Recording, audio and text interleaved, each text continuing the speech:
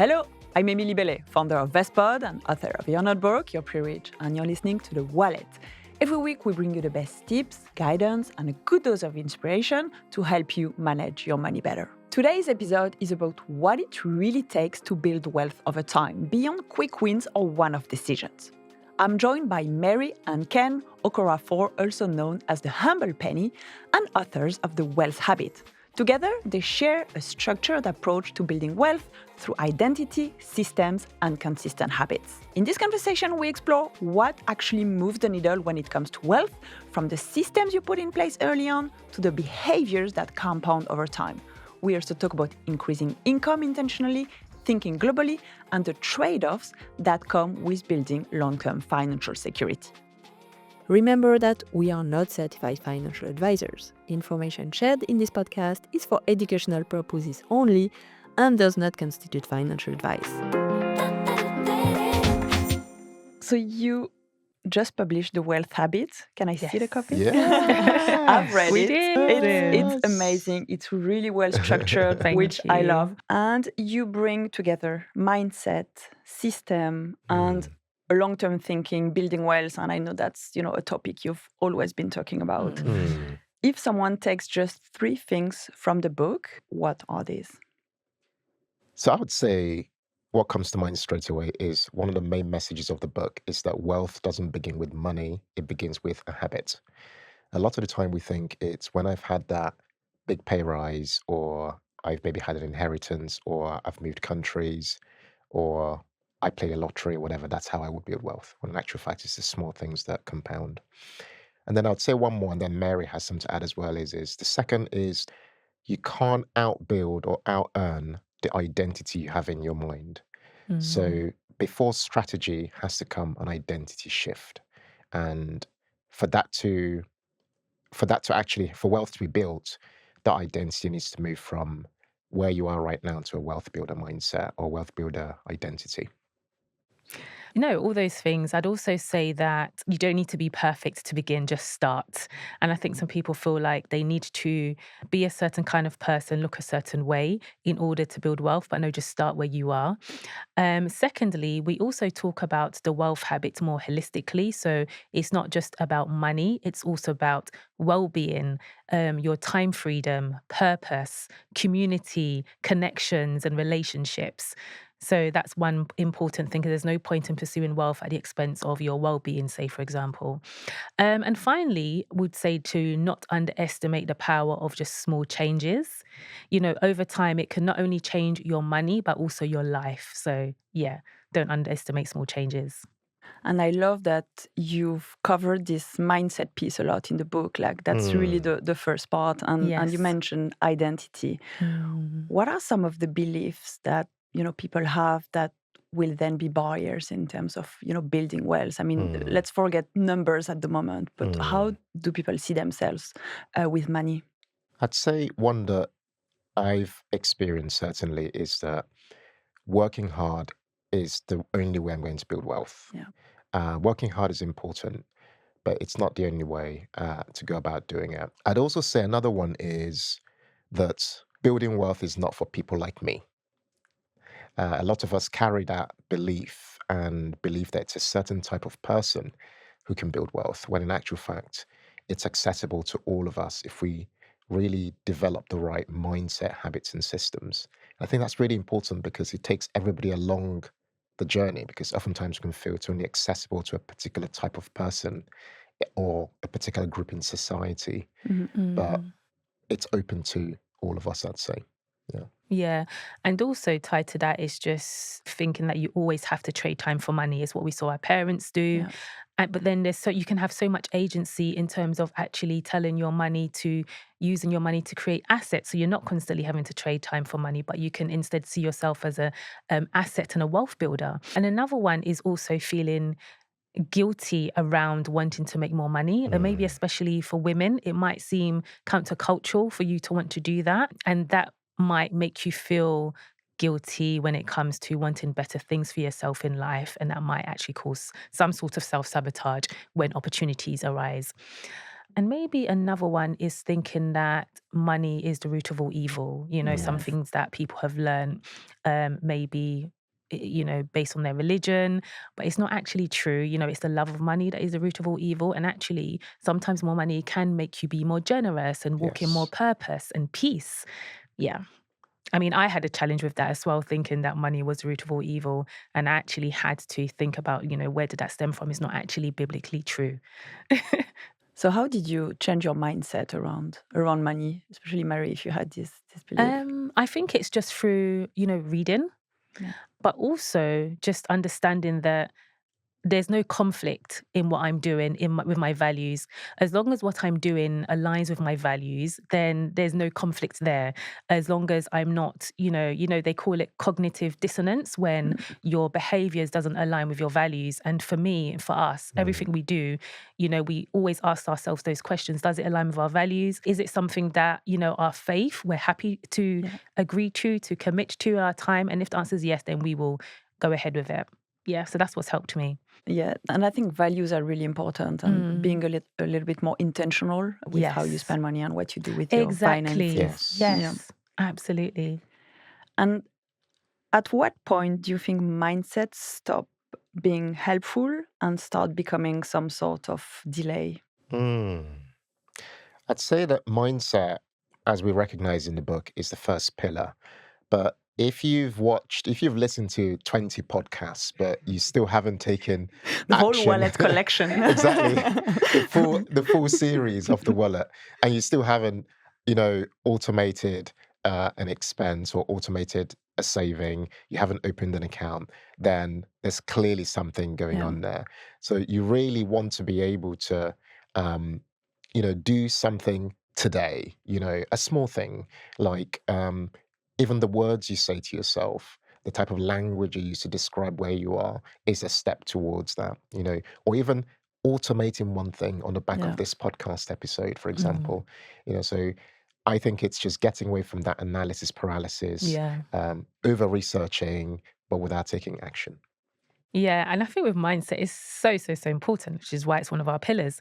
But, for some people, it can just end up being a hiding place, where there's no action or no movement. Trauma is very real, and also reflection is important. These things are very important, but then once you've done all of that, it's then important to say, okay, what's the next step? It could be something as small as one automatic transfer, but like you said, it's important to then move from that stage of awareness of your money blueprint, your relationship with money, but then how can I now do something about that? What's the next possible easy action? And sometimes it's as simple as a small automated transfer that you set up. Yeah.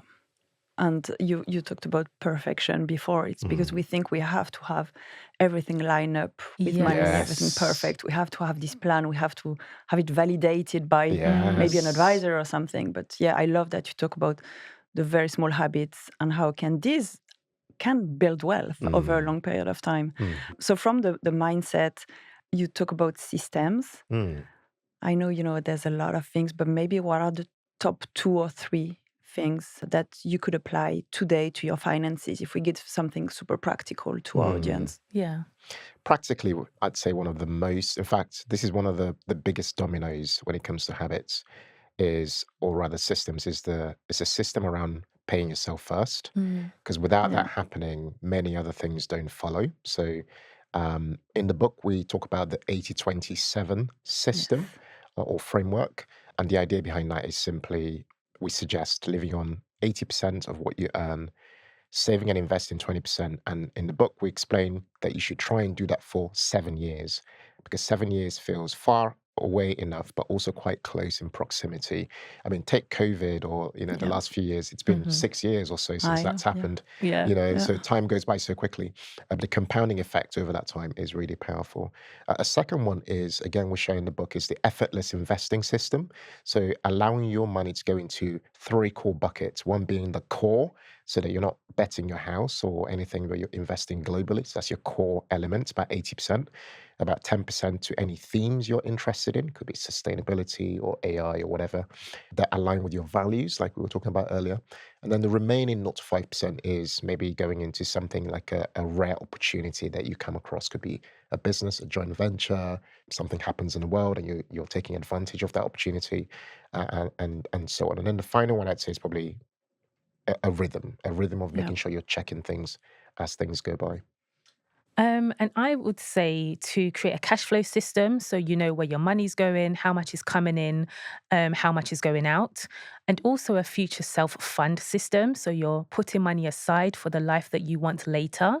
And also the family rhythm system. So it's important to always look back at where your money's going and is it creating the life that you want for yourself? It's important to see where you're putting your money is actually aligning with how you want your future life to be.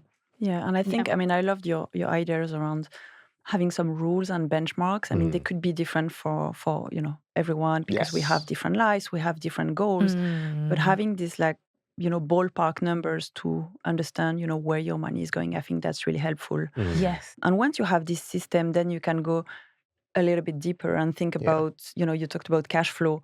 Where do I start? What is the first 1, 2, 3 habits that I could put in place? And I think that's Yes. where really you've touched on something. It's making money a daily habit. So what are the Yes. first thing I could implement for myself? I would say that one thing that I do every morning and is finding a way of stacking a small habit onto an existing routine. So usually when I'm having, let's say, sourdough bread in the morning, yeah, I'm sitting down and enjoying that.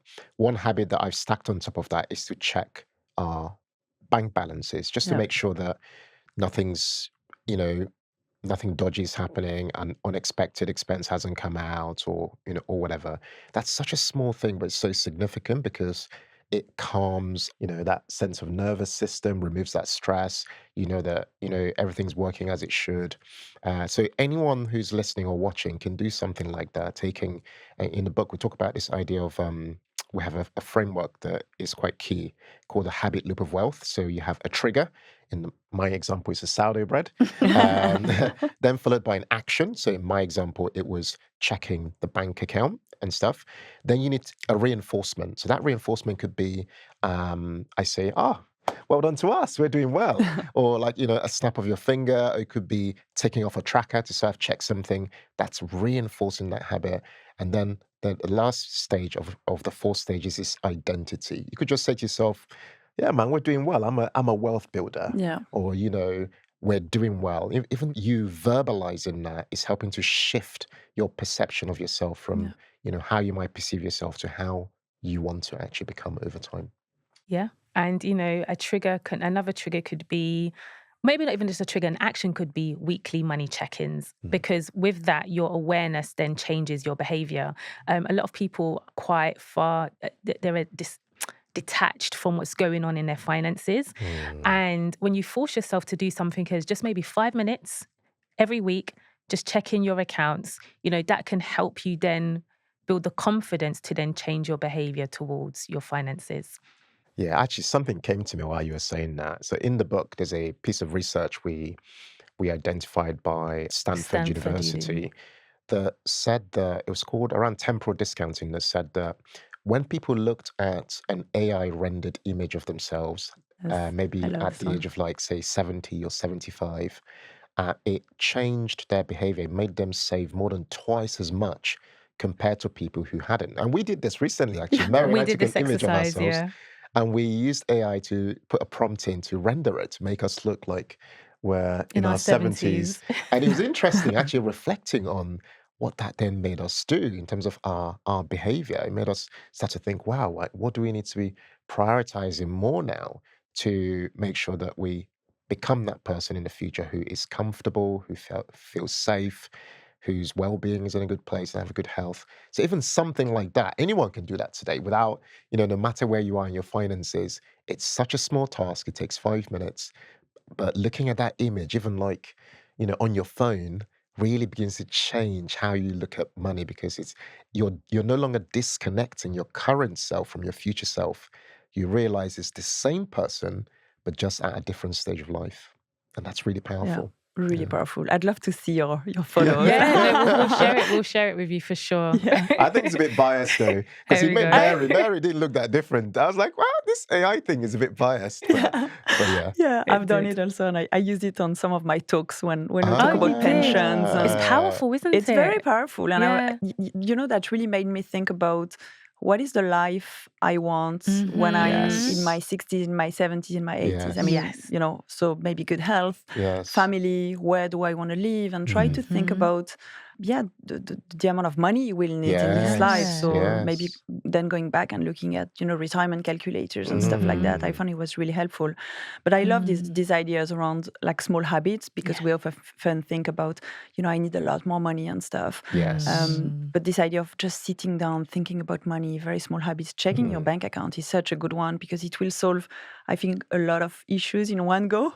Transactions, maybe subscriptions, exactly, and peace of mind. Exactly, because there are many things that come out, and a lot of time we feel overwhelmed because we feel out of control with what's going on, whereas sometimes awareness is enough to take action, even though that awareness might be a negative awareness, because you might look and go, I'm in an overdraft. But I always think of those things, almost flipping it around and going, actually, I might be in the red today, but an extra £10 that I saved to come out of the overdraft is taking me closer to wealth than, and away from where I am today. So again, that reframe matters a lot, because when we look at things, like you mentioned, lots of us have many, and none of us is immune. We have many various subscriptions and things, and some of them might not be serving us. Some will be serving us, but others might not be. So we question things. I do it a lot in our business. I look and I'm like, when last did we use this tool? Never. I think we need to. What's going on here? Let's. and it's usually when it comes out, and they've taken the annual payment. And you're like, what? I've not used this for a year. I always write to the companies now. And I'm like, I'm a small business. I subscribe just to the free trial. And they usually refund you. So, that's a little bit of money saved. Absolutely. So again, that habit is key for stuff like that. It's key for stuff like that, And for how long do you have to implement these habits? If someone starts this new habit of, checking their bank account, is it 21 days, 30 days? I think different bits of research. Some say 20 odd days. Some say 66. More than 60. Some say 66 days. But I think it becomes a part of who you are. This is why the identity shift matters. Like for me now, I don't think about how many days anymore. I just think of it as, this is just part of what I do now. It's part of who I am now. It's part of my new identity.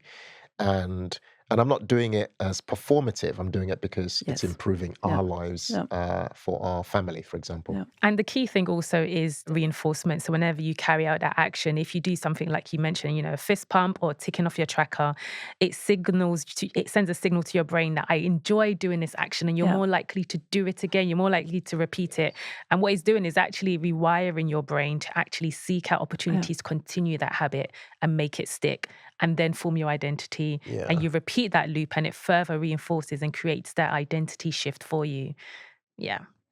And sometimes you need to do these things. You may be earning well, but maybe you don't have time. I mean, do you see people who self-sabotage how they manage finances? There's a lot of stories in your book, so maybe you have a few examples for me. I'd say one of the most common, almost self-sabotage we notice is that of lifestyle inflation, because people out there make decent money, but what happens is that their fixed costs also rise in proportion with the rises in income, and that creates a situation where even though they're doing well, they also are stuck in this doom loop where I'm not making enough. I always feel like I'm living paycheck to paycheck, and so on. So the key is by putting the right habits and systems in place, you are making sure that a portion of what you make is yours to keep. In that sense, we're in London for at the moment, and we always say, if you don't put the systems in place to keep more of your own money, London will spend your money for you. There are lots of attractive things out there, lots of things, So this is a really good example. Another, I'd say, in terms of self-sabotage is the over-reliance on one income only, over-dependence on just one source, because then that creates a situation where if one loses that income and they haven't been able to build up a savings buffer or whatever, there's almost over dependence, over concentration in one area, and then that risks putting them in, a lot of stress or problems, generally speaking. This episode is sponsored by Wealthify. Want to start investing but not sure where to begin, or perhaps you don't have the time to manage it yourself? Well, Wealthify makes it simple by choosing and managing your investments for you. And if you deposit or transfer into their stocks and share ISA, you could earn between £50 and £1,000 in cash back. Open your account at wealthify.com. Terms and conditions and minimum investments apply. Registration closes on the 31st of May 2026. With investing, your capital is at risk. Wealthify is authorized and regulated by the Financial Conduct Authority. And I would say also, we've all been there. We've had a really long day at work, or, our day just didn't go well. And then what tends to happen is emotional spending, or maybe guilt spending, or, comparison spending where we're, trying to keep up with the Joneses. But a lot of the times, though, it's not because we're either reckless with money. A lot of the times it's just that we're fatigued. We've had a long day. There's so much pressure. We're juggling a lot, parenthood, work, business, whatever it is. And people might just end up emotionally spending. And so I think with that also, there's also another form of self-sabotage is overworking to the point of burnout. Yeah. It's so important to, like we said, to balance your wealth and your well-being. So just thinking of ways and asking yourself, what are other things that I can do in order to make myself feel better in this situation instead of guilt spending? Could it be actually I get more value from going for a walk with my partner or going to the gym, working out, strength training. And that might make you feel better, but it's understanding what your triggers are and what your responses to those triggers are. That can stop you from self-sabotaging. And I think it calls for a lot of self-awareness and reflection. Yeah. It's interesting, just add to that. We want to use real life examples to make this even more relatable. So I use myself as an example. I noticed on my journey that I used to fall into potentially emotional spending around 11 p.m. at night. Yeah. When I'm just Same. I'm so tired, I've had such a long day.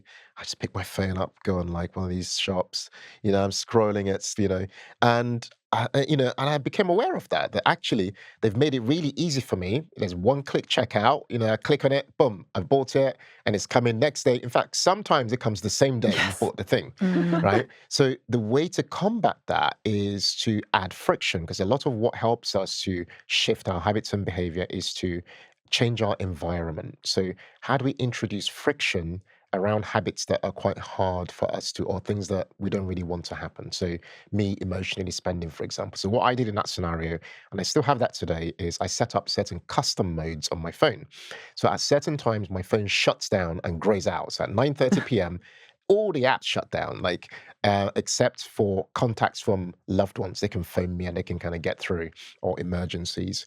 And that's helping. And sometimes I've even overridden the shutdown, Yes. but at least the shutdown is part of my battle against this, this emotional spend, because it's putting the friction there and it's forcing me to have to do something to be able to then perform that action.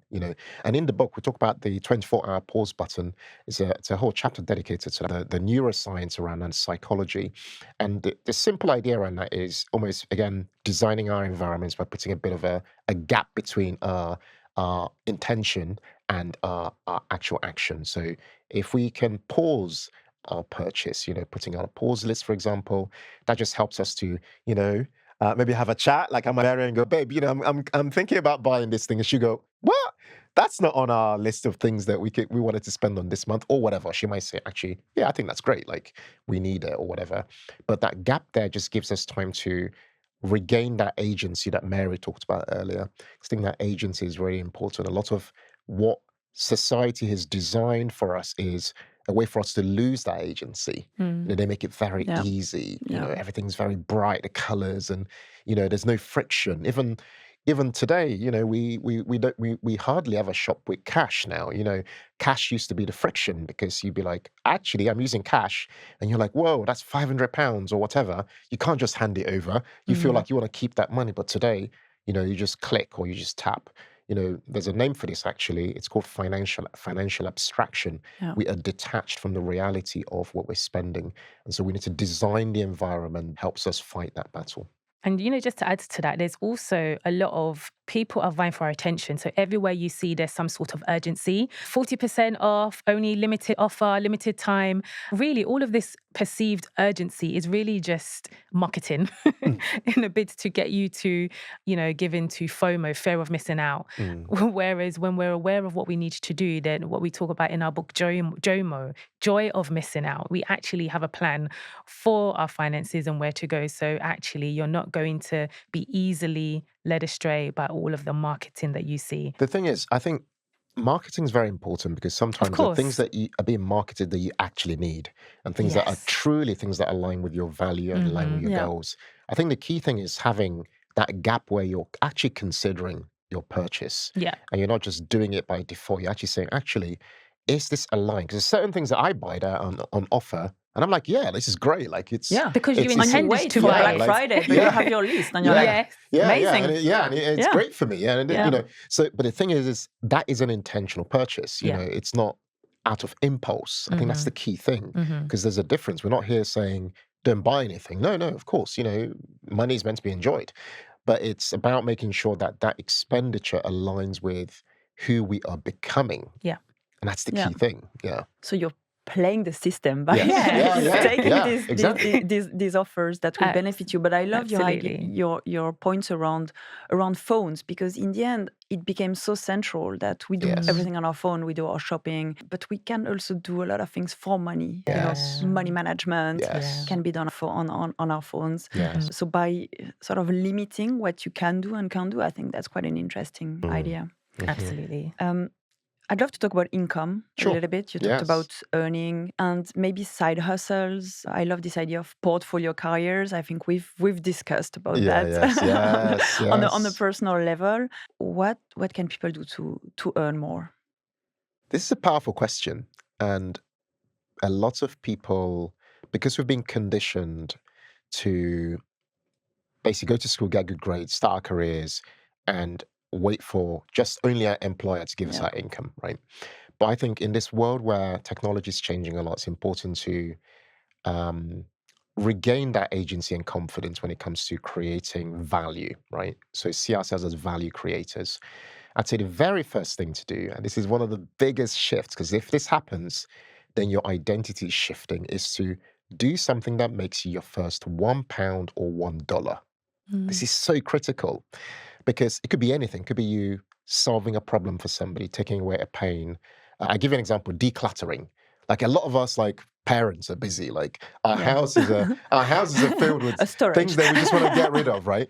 We need someone to help us, right? So if someone came and took away that pain for me by decluttering a room, I'm like, that's amazing, right? Oh, yes. Now, somebody out there watching or listening to this would love to do that for somebody and get paid. Please contact Mary and Ken. You can contact me too. Yes. So I think something like that will give you a lot of confidence. Like, wow, I've earned my first £1 or $1. My identity is now becoming one of an income builder or wealth builder, and I'm going beyond just relying on just one area. So I'd say in summary, anything that is using your existing skills and abilities, a service-based idea, is usually a really good starting point. And I like the service-based ideas because it's something that you can easily do if it's something that comes naturally to you. And then you can even start lean and then grow as you become more confident in making your first pound, because that can easily scale to your next £100. But the key thing is once you start with a service type based business, like some of the examples you used, you can then maybe create a digital product from it and then come up with ways to make it more scalable so that you're not actually having to physically be there or trade your time for money. In that side hustle. But the confidence it gives you is really powerful, because again, I'm thinking back to my own journey. Our own journey is just, that initial step outside of your comfort zone is, I have my job, I have my 9 to 5, I'm earning, and nothing wrong with that. And that's great because it's recurring and you expect it. but the world's changing a lot. The future of work is changing. A lot of people who might be out of work, displaced for longer, they're out of work, unemployed for 6 months, 9 months, much longer. But in that time they're unemployed, the default that people get into is, I'm trying to get another job. When in actual fact, our new wiring for our new identity should be, how do I solve other people's problems in other ways? How do I become a value creator? How do I take away pain from somebody, or save them time, or save them money, or whatever, because I'm giving them value? And I think that's the key thing, is not just viewing ourselves as just employees as by default, but saying, actually, I might be an employee and have a job, but actually, I'm a value creator. Yeah. I could start a YouTube channel. I can have a faceless YouTube channel. I could use the technologies of today to create digital products, and so on. There's a lot that we can do, but I think the identity shift and making that first pound or dollar is absolutely key. Yeah, it's really important. And you talked about that, like this. Yeah, it's really linked to your identity. And I think this idea of money being a lot more abundant, I think, I mean, for me, that was a big thing growing up in more with a scarcity mindset, is knowing that, there's money out there, and you can actually work to get some part of this money. Yeah. I think that's really important. But technology is helping. You've talked about it. Can we talk a little bit about AI? Yeah. So AI for finances or AI for wealth building. I don't know how you approach it. You talk about it in the book. I think it's completely revolutionary. Thank we you. have to embrace it. Yeah. Where do we start? So we've written The Wealth Habit to be for the future of money management. Yeah. So because the world's changing a lot and AI is in that process of disrupting a lot, benefiting some people and not benefiting some people, and it will create various gaps. But it also is almost leveling the playing field, because everyone has access to this, whether it's a free version or paid version. I would say that what AI is doing is helping us to reduce the gap between I want to do something to I'm actually doing it. I'll give you a practical example. We've just launched a Wealth Habit, and part of what we wanted to do is, as part of the launch process, was create a website, to tell people about this, and people can go and register for a launch event. And I contacted my web developer, and I said, it was a Saturday, I think, and I said, actually, I'd really love this page, but it's a slightly urgent project For tomorrow. And I kind of want it like ASAP. And understandably, he said, actually, no, it would take maybe 2 to 3 days for this to happen. And then I was like, actually, hang on. How about we just use AI to do it, right? Let's just see what happens. And not even telling a lie, within and bear in mind, I hadn't done this particular task before. Within 1.5 to 2 hours, we had an entire web page built that people could register for this event. And I did it all by myself without software engineering skills or anything like that. So the point is, AI is helping us test ideas, have this experimental mindset. And I think this is key, again, coming back to identity, because we need this mindset of, I can try things without feeling like I'm failing. Because a lot of us is like, I want to do something, but what if I fail? Yeah. But no, there's no failure. It's just you experimenting, just trying things out. So where I'm finding AI is useful is saying, before it might have taken you 3 months or 6 months to do something. Now it's like, we can do it in 6 minutes or 30 minutes or 2 hours. We can do it today. We're not waiting forever to get it done. We're taking those leaps now. Yeah. Yeah. And even for the line of work that we do, we have a lot of long form content, YouTube videos. It definitely helps to speed up the content creation process, whether it's, formulating our ideas or even repurposing content. That's a game changer. It's important to get our content out there. You have AI platforms that find the best sections of your long form video. It cuts it up into shorts and it just publishes it across all your platforms. Even things like copy editing, certain graphics where you may have had to pay a graphics designer for now, just certain, even just coming up with ideas that you can then give to somebody else to create, but you're not starting from scratch. I think it just speeds up our whole kind of process, which is key because, any way that you can buy back time is just like a win for us. Yes. So DM automations, we make use of that as well. Zapier, just automations with our newsletters and our purchase purchasing. Yeah, we're just constantly finding ways to use AI to help us to be more efficient. And it's a key importance thing, like you said. It's important to look at this with a mindset of, you're experimenting, because then you're not putting too much pressure on yourself to have like this final outcome. You're learning from it, and whatever doesn't work, that's just like data, evidence for you to then try something else. But the key thing is to not be afraid of AI, because if you don't use it, you literally will get left behind, which sounds really sad and blunt, but it's the fact. So I've got like a love-hate relationship with it, but I'm just using it however we can to just improve our efficiency and process. I think I was going to add to that one of the core beliefs I have is that anything's possible. And it takes a while to have that mindset. I can be the person who today I have no assets or anything, but tomorrow I can have the assets. Yeah. I can create a digital product, I can create my own app, I can create stuff. And that takes a bit of a shift in identity to say, it's not for him or her, it's for me. I can be the guy who owns an app. I can be the person who someone's downloading their app in the App Store. I can be that person. And that takes a shift. And that's possible today with, the tools, the AI and the various things. But it's about embracing that identity and actually doing it. Like Mary and I talk a lot about the idea of becoming a net producer. A lot of people in society just consume.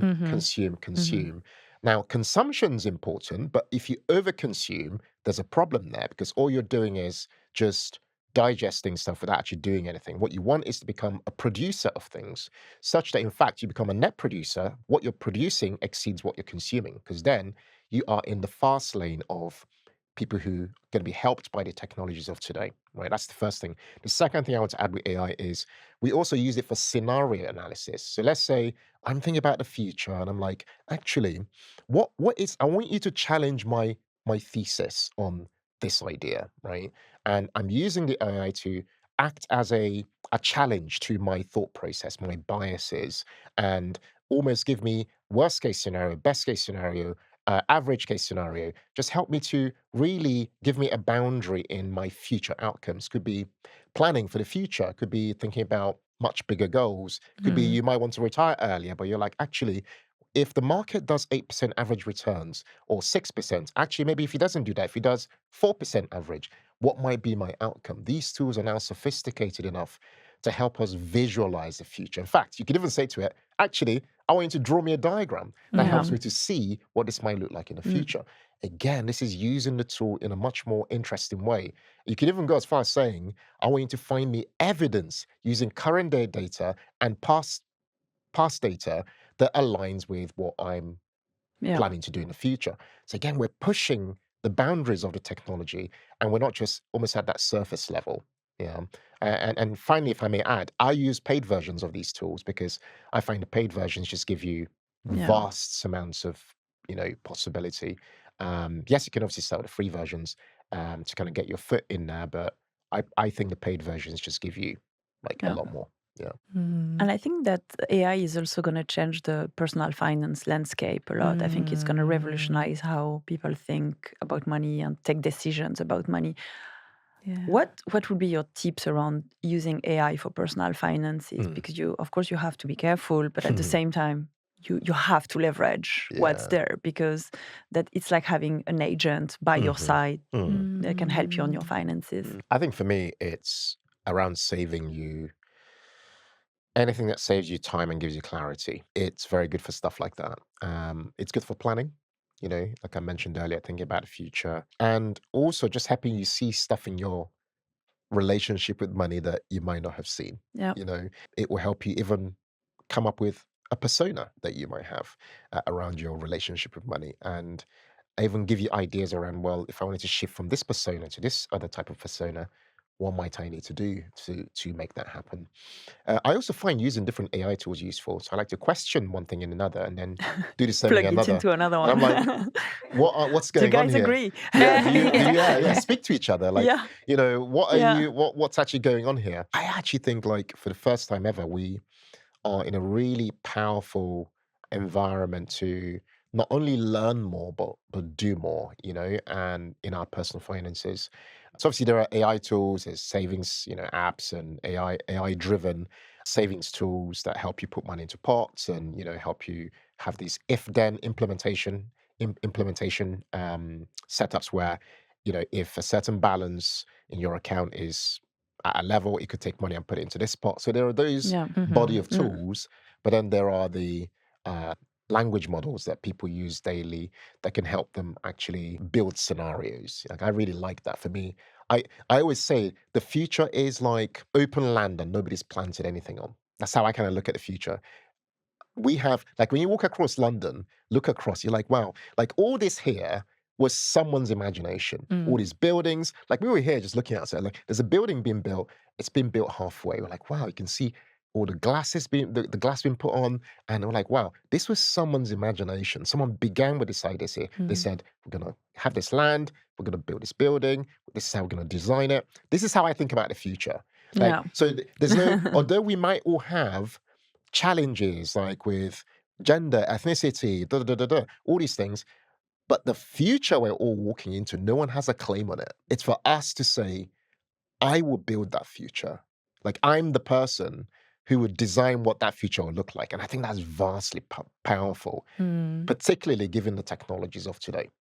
And I think that you need to have an abundance mindset for that, and says, wherever I am now, whatever my starting point is, there's also a section of that pie that's there for me too. And so there's enough for everybody as well. Yeah, there's enough.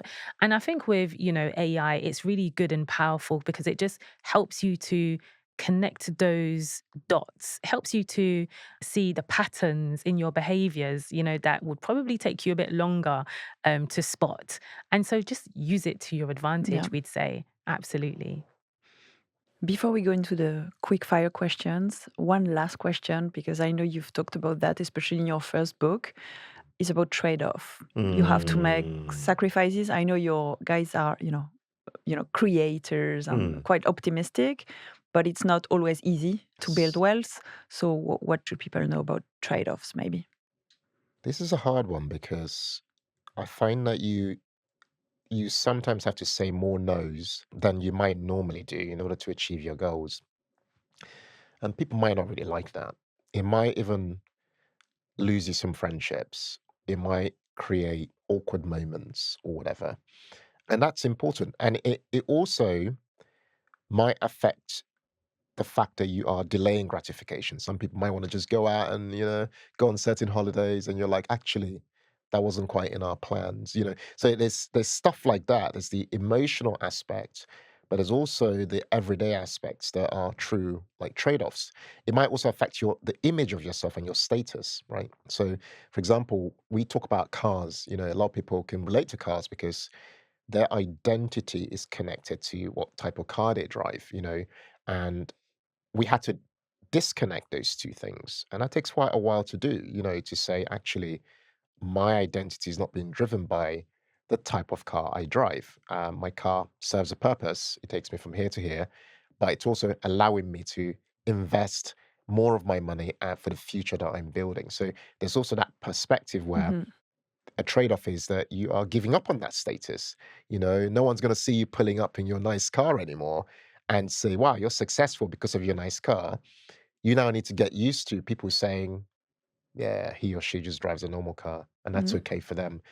It's about that inner work, and in that trade-off is about letting go of a lot of societal expectation, and embracing a new way of looking at life. What do I want for myself? Like, for us, the bigger things are time freedom, time with family, good health, optionality.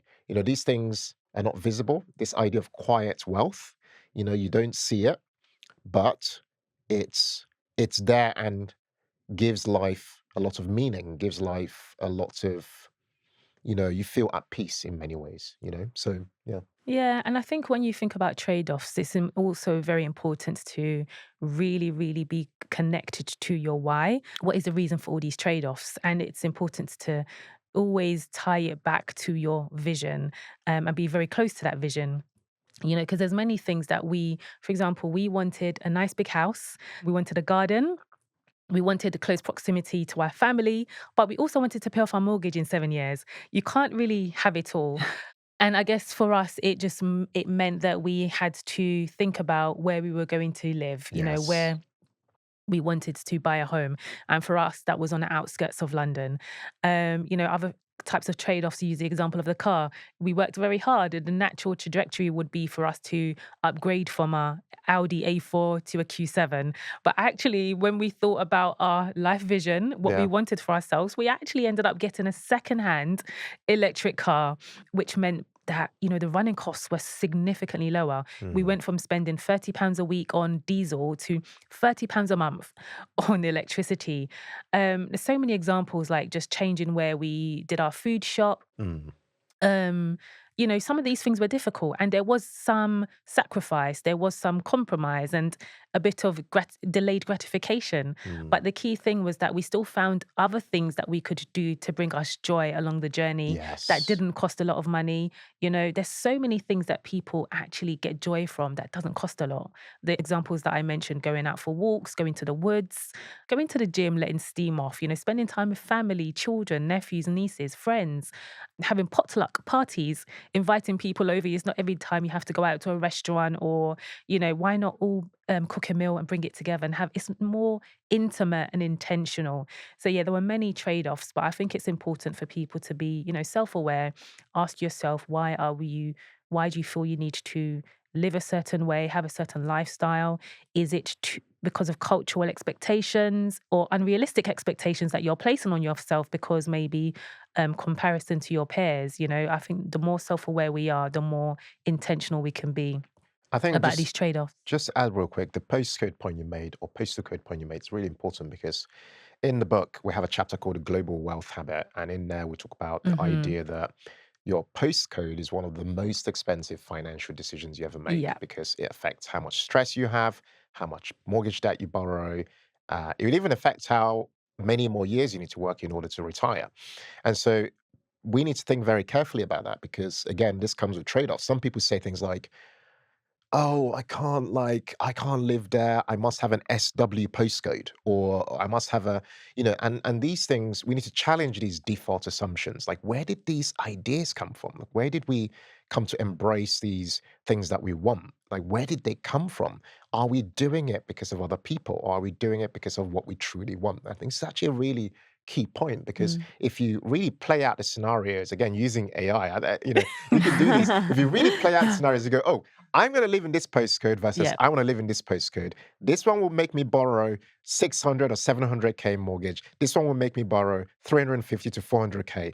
Tell me, in 15, 20, 30 years, the likely outcome for my life. Like, you can now run these scenarios, and it's vastly different in terms of the outcomes, because that single choice dictates so much, about how much future stress we might have. And so we need to just think wisely and make the decisions that truly serve us, but not serve other people indirectly, if you see my point. Yeah. Thank you. 3 quick fire questions. You ready? Let's go. Come on. One habit that makes the biggest difference over time. Pay yourself first and automate investing. I would say weekly 15-minute check-ins with your bank accounts. One belief about money people may need to rethink. Wealth comes from earning more. In reality, it actually comes from having the right habits in place. That wanting wealth makes you greedy. One thing people could automate to make managing money easier. On your payday, make sure you have an automation that goes into your investing account, like your ISAs and your pensions. And have an automation that goes into your future self-fund. Mary, Ken, thank you so much. It's always a pleasure to have you on the show. Thank you so much. Thanks It's a pleasure to us. be on your show. And please buy the Wealth Habit. Yes. Thank you for joining us today on The Wallet. You can subscribe on YouTube or your favorite podcast platform. We also share short clips on social media at Vestpod, and you will find the key takeaways and resources from this episode at vestpod.com. If you would like to go deeper, subscribe to the Vestpod newsletter via the link in the show notes for practical money insights, episode summaries, and updates on upcoming events.